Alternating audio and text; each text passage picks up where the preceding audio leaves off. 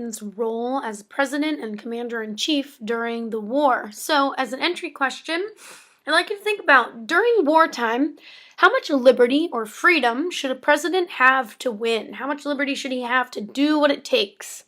Should the president be allowed to reinterpret the Constitution to serve his or her needs? Go ahead and take a second and write down your personal opinions about this.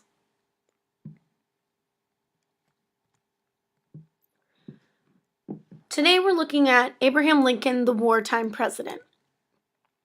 Commander-in-Chief, it's a term that we use to describe one of the roles the president plays in our country.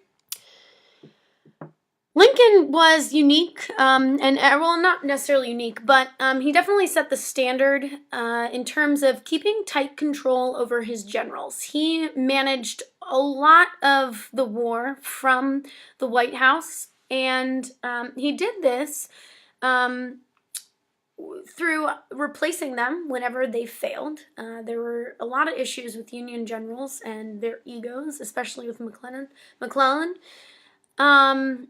He used the telegraph to control war movements. You may have seen that in the movie Lincoln. He uses the telegraph to keep track of casualties, where different generals are, what their statuses are, and is able to for the first time communicate with them in a way that presidents have not been able to do before. We were in sort of letter writing land before, and now we're able to move information much faster. He gave more executive orders than any president before him, although presidents after him would write many, many more executive orders. FDR is, I think, the king of executive orders. He also nationalized the railroad system. When something becomes nationalized, it means it becomes controlled by the government.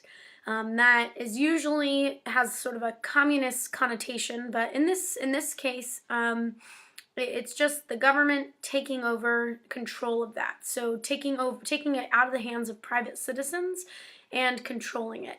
There are some benefits to this in terms of logistics. One, every different railroad line had their own sized tracks, and so you would have, if you were taking one railroad line to another railroad line, you'd have to stop, and then they'd have to switch the different types of trains that fit different types of tracks, and it was a really pain, and it kind of slowed down the whole travel system.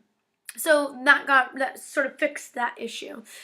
It also allowed us to implement having different time zones and make sure people made their trains on time. And that sounds like a really silly thing, but the train system was super complicated in that every different area had their own time zone.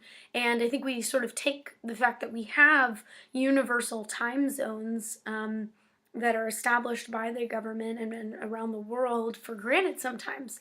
In terms of the war, nationalizing the railroad system allowed him to control the movement of troops and supplies and have tighter control over what is going on with the military.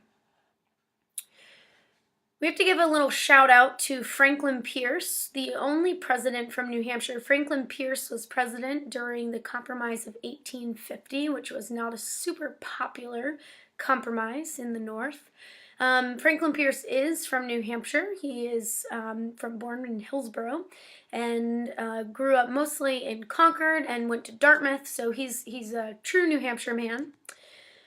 Pierce was a lawyer and a stickler for the law, and during the Civil War and Lincoln's presidency, he is a former president.